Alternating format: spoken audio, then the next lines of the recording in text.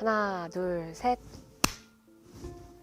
사퇴 이후에 좀 푹 쉬면서 이번 대선을 좀 어떻게 바라봐야 되는가 이런 고민들을 많이 했습니다. 저는 이번 대선이 그냥 단순히 진보나 보수의 싸움이 아니라 그동안 민주당이 보여줬었던 이 내로남불의 정치, 그리고 특히 저는 안희정, 오거돈, 박원순 사건으로 이어지는 이 성폭력에 심판을 내리는 선거였으면 좋겠다는 바람이 있었어요. 그래서 진영은 좀 다르지만 좀 기꺼이 지지 선언을 했었는데, 제가 사퇴한 이후에 윤석열 후보께서 뭐 여성가족부 폐지라던가 아니면 안티페미니즘적인 그 행보들을 계속 하고 계셔서 전 개인적으로 안타까운 마음이 굉장히 커요. 계속 밖에서라도 이야기를 하고 목소리를 높여야겠다는 의지를 갖고 있습니다.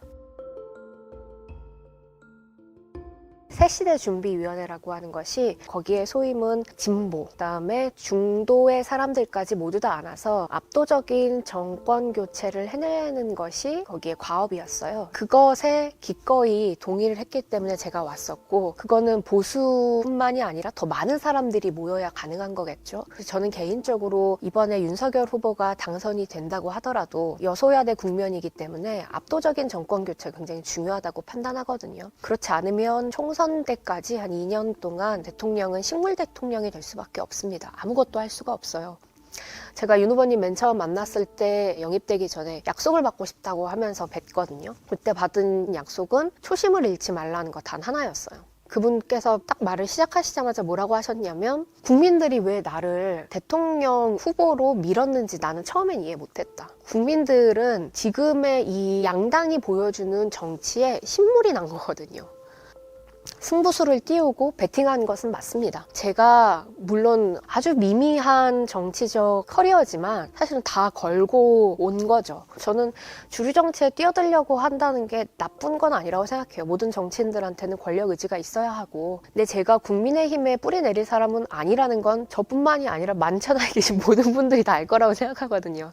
그래서 국민의힘에 입당하지 않고 정권 교체를 위해서 헌신하기로 한 거죠. 근데 제가 그걸 할 수밖에 없었던 건, 전 정말 박원순 성폭력 사건 피해자를 옆에서 지지하면서 또 관련한 운동을 하면서 질렸어요. 한국 정치의 이 내로남불 태도에 많이 비판받았죠. 저는 아가리를 찢어버리겠다 이런 얘기도 들었어요. 그날 첫날. 근데 제가 모든 분들께 다 설득을 드리고 제 모든 지지자들께 일일이 다 소명하지는 못했지만, 전 그래도 제 선택에 후회는 없습니다. 제가 뭐 페미니즘을 강요하거나 뭐 아니면 가르치려 온 것도 아니고, 그저 정권 교체가 이루어지기를 희망하는 마음에서 온 것이기 때문에, 비전이 완전히 똑같지 않더라도 한국 정치가 진일보하는 단기적인 성과를 만들어낼 수 있다면 서로 다른 진영끼리 손을 잡을 수 있다고 생각하거든요. 근데 내부에서 내부 총질을 당할 줄은 몰랐죠. 뭐 예를 들면 제가 알고 있기로는 극단적인 페미니스트다, 신지혜는. 그리고 남성을 차별한다. 거기에 가장 선도주자인 사람이 신지혜인데 어떻게 이렇게 극단적인 페미니스트를 여기 안에 들여보낼 수 있냐라는 비판이 있었다고 들었습니다.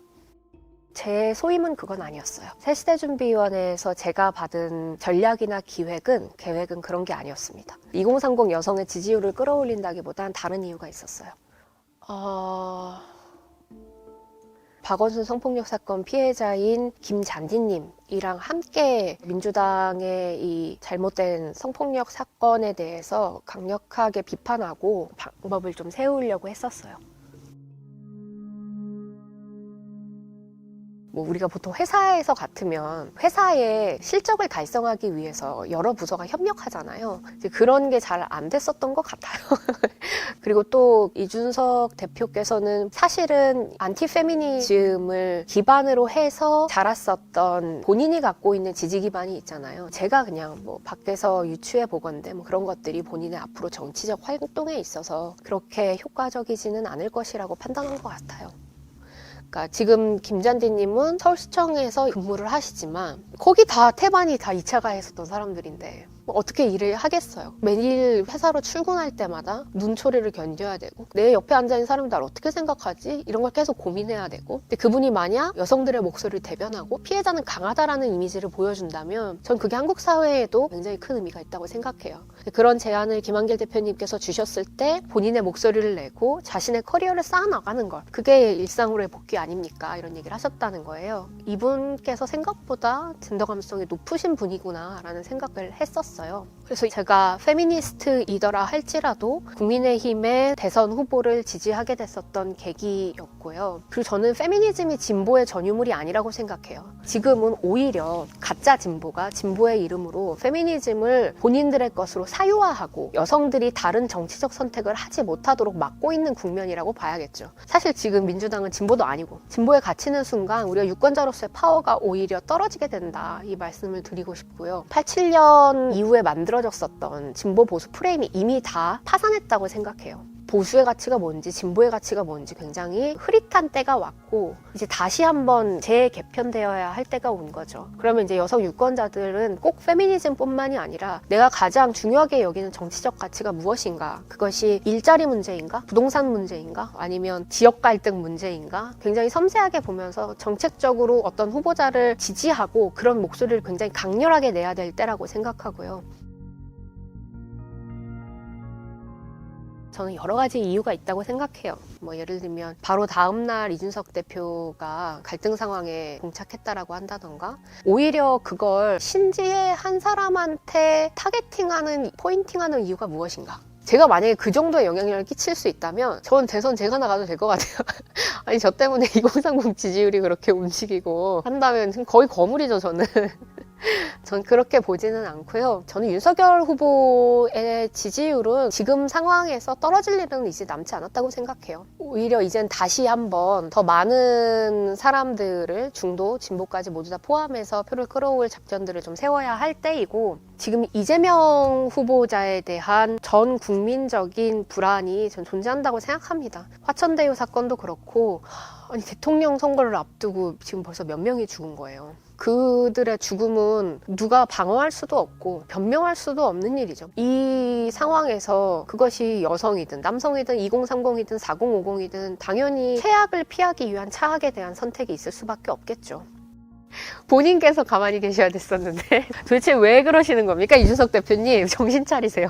이준석 대표께서는 성상남 문제를 잘 해결하시고 오셨으면 좋겠고 지금 현재 경찰 수사가 진행 중이시라고 하니 제대로 된 진실을 밝혀주셨으면 좋겠고 이준석 대표께서 보여주신 대선 안에서의 행보는 전 굉장히 많이 실망했습니다. 이준석 대표께서 계속 주시는 메시지는 국민들을 분열시키는 거예요. 자꾸 20대 여성들을 매도하고 보거라고 부르고 그건 정치인이 아니라 정치꾼도 아니라 저는 악인이라고 생각해요. 정말 훌륭한 정치가가 되고 싶고 대한민국에 선한 영향력을 끼치고 싶으시다면 지금 있는 메시지로는 안 된다고 다시 한번 당부드리고 싶고요. 윤석열 후보님께서도 그러한 프레임에 흔들리지 않아야 한다고 생각하고요. 그렇게 해서 당선되면 그건 그냥 개인의 영광에 불과합니다.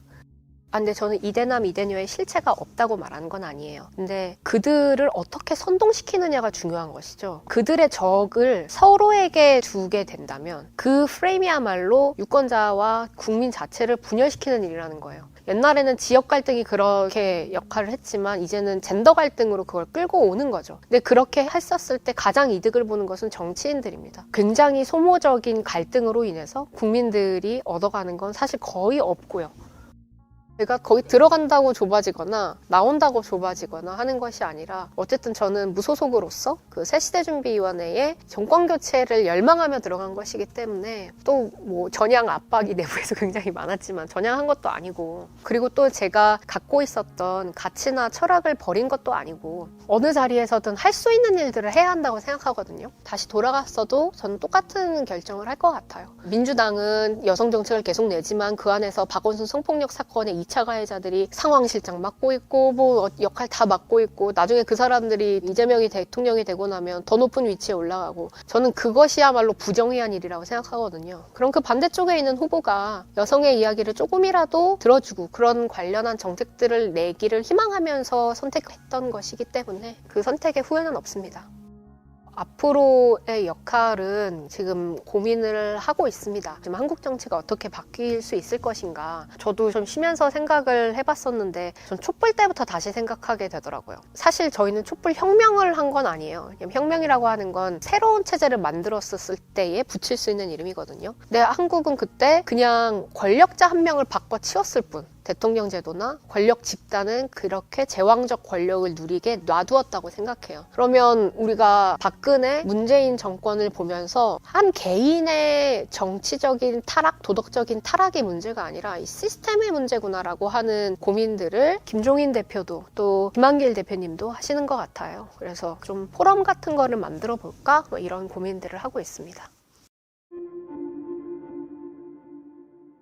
근데 저는 여가부 폐지는 시기상조라고 생각하는데, 여가부가 있음으로 인해서 문제가 되는 일들도 있었어요. 만약에 여가부를 폐지한다면 그럼 여가부가 갖고 있었던 업무는 어떻게 할 것인가. 성평등이라고 하는 굉장히 어려운 국가적 과업을 모두 다 두고 나몰라라 하는 것이 아니라 원래 있는 업무를 오히려 쪼개서 각 부처의 중요한 수행 과제로 설정한다면 오히려 그게 더 효과적일 수 있어요. 그래서 여가부 폐지 7글자로 설명하는 것이 아니라 굉장히 꼼꼼한 설계가 필요하다. 뭘 삭제한다, 뭘 없앤다가 중요한 게 아니라 그래서 그 다음에 무엇을 할 것인가에 대한 비전을 내놓을 필요가 있다고 생각합니다. 네, 저는 그렇게 항상 말해왔어요. 지금 여가부를 계속 존속시키는 것이 문제가 될 수 있다. 그래서 국민의힘에서 여성들도 여가부 폐지하자고 한다. 여성들은 지금 차별받고 있지 않기 때문에 여가부 폐지가 더 옳다고 생각한다. 뭐 이런 주장을 하태경 의원도 하시고 그러시는데, 사실 지금 여가부가 해왔었던 행보가 여성들의 삶을 보호하고 또 성폭력 피해자들을 지원하는데 부족하다라고 하는 건 저뿐만이 아니라 굉장히 많은 여성들에게 있을 것이라고 생각합니다. 그래서 박원순 성폭력 사건 때 여가부가 보여줬었던 행실을 보세요. 그게 여가부인가요? 그런 공격을 받을 수밖에 없는 거죠. 근데 이제 윤석열 후보께서 앞으로 해야 할 일은 그래서 여가부를 폐지하겠어 하고 그냥 다 날려버리는 것이 아니라 그 다음에 무엇을 할 것인가, 이 비전을 내놓으셔야겠죠. 저는 20대 남성과 20대 여성이 대립하는 존재다, 공존 불가능하다라고 하는 사고 자체에서 벗어나야 된다고 생각해요. 이미 우린 일상에서 살고 있잖아요. 근데 왜 정치의 영역으로 들어오면 서로가 부딪힌다고 가정하는 거죠. 그리고 20대 남성이 생각하는 이 불만과 20대 여성이 이야기하는 불안은 영역이 다른 영역이에요. 그러니까 예를 들면 20대 남성이 갖고 있는 불만은 뭐냐면 군대 관련한 불만. 저는 군대 문제 관련해서는 남성들의 헌신이 굉장히 크다고 생각하고 그건 국가가 보상해줘야 된다고 보고 있고, 저는 사실 다른 분들이 공감하실지 모르겠지만 여성도 군대 가야 한다고 생각하는 입장이에요. 그리고 모병제로 전환해야 한다고 보고 있고요. 그다음에 지금 윤석열 후보께서 무고죄를 추가시키겠다 주장하고 계신데 이미 형법에 무고죄가 있습니다. 그러니까 오히려 남성들의 이 무고죄 관련한 불안을 덜고 싶다면 성폭력 시 수사 가이드라인을 철저하게 만들어내는 것, 그리고 방어권을 제대로 행사할 수 있도록 수사나 조사 시에 가이드라인을 만들고 또 형량에서도 몇 가지 양형 기준을 마련해 놓는 것, 이런 것들이 훨씬 더 맞는 이야기인 거죠. 근데 20대 여성들의 불안은 뭐냐면 그 성폭력 피해를 내가 입을까에 대한 불안과 출산하거나 양육하거나 했었을 때의 경력 단절이 될까, 취업을 하고 쭉 나의 커리어를 쌓아갈 수 있을까, 이런 차원이거든요. 사실 한국 여성들이 디지털 성폭력에 관련한 우울분이 너무나도 커요. 그러니까 이런 문제는 사실 국가가 나서서 처리해줘야 되는 문제죠. 그러니까 정책적으로 디테일하게 들어가면 서로 부딪히는 부분이 없습니다. 근데 이걸 자꾸 둘이 충돌하게 만들고 여가부 폐지를 한다 그래서 그게 남성들한테 도움이 될까요? 그거는 그냥 싫어서 좋아하는 정책인 거예요. 근데 그렇게 잘못 호도하고 선동하는 것은 저는 앞으로 태어날, 그리고 앞으로 만들어질 피해자들과 아이들에게 죄 짓는 일이라고 생각합니다.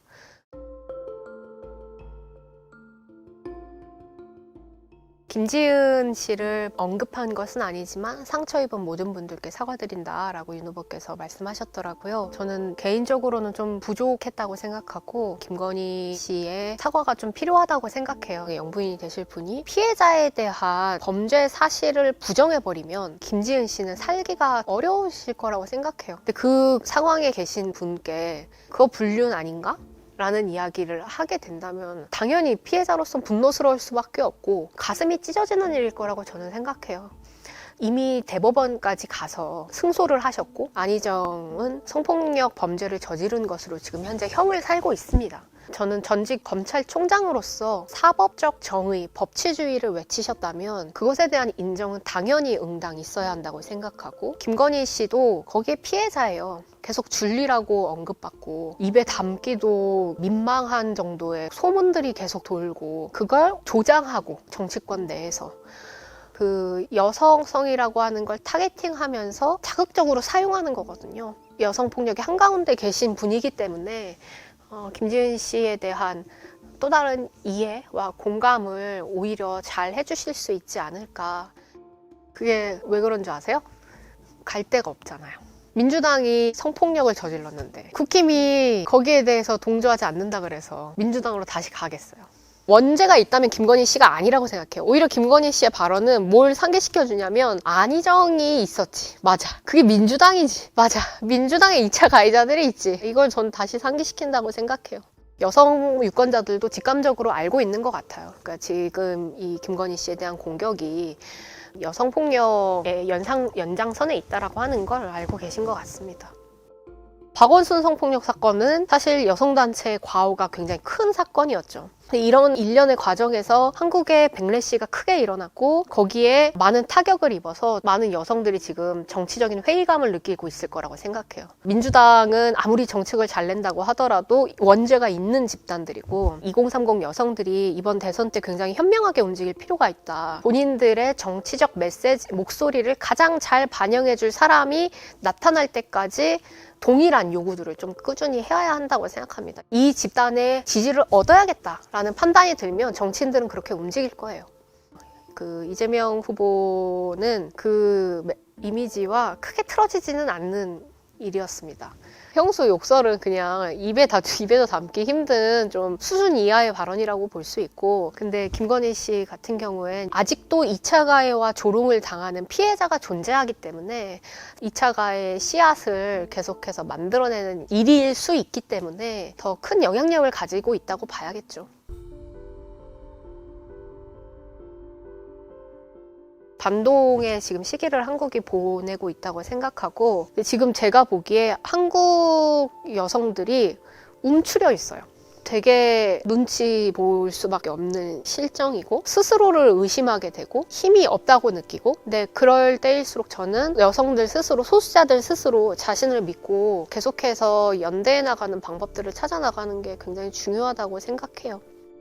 그건 본인께서 정책 공부를 안 하신 거 아닐까요? 사실 국민들의 불만은 혹은 고통은 항상 일목요연하게 정리된 게 아니에요. 내가 가난해요. 먹고 살기가 너무 힘들어요. 그 사람들이 조금 더 잘 먹고 살 수 있도록 정책을 만드는 게 정치인의 일이고 정책가의 일이죠. 지금 여성들이 이야기하는 건 저는 오히려 굉장히 명확해 보이는데, 여러 카테고리가 있거든요. 뭐 성폭력 관련해서도 있고, 뭐 육아 양육 관련해서도 있고, 임신 중지 관련해서도 있고, 1인 가구 관련해서도 있고, 노동에서도 있고. 근데 그거를 그냥 불만일 뿐이다라고 치부하면 그게 20대 여성들에 대한 혐오적 관점이죠. 쟤네들은 불만만 있어. 쟤네는 그냥 아무것도 안 하면서 말만 힘들다고 해. 피해망상이야. 이런 주장들이 굉장히 많잖아요. 그것에 입각하여서 발언을 하는데, 문제는 이준석 대표가 정치인이라는 거죠.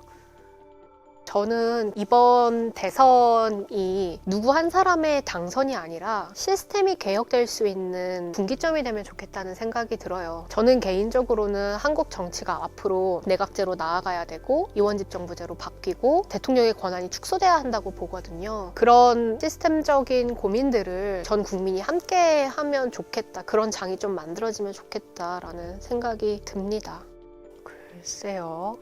저는 2030 여성들에게 힘을 갖게 하고 싶어요. 이 사람들이 주눅들지 않고 기죽지 않고 할머니가 될 때까지 행복하게 살았으면 좋겠고, 여성뿐만 아니라 남성들도 대한민국 국민으로서 요람에서 무덤까지 잘 살았으면 좋겠어요. 그걸 위한 정치를 하고 싶어요. 그걸 위해 뛰겠다는 약속은 드릴 수 있습니다.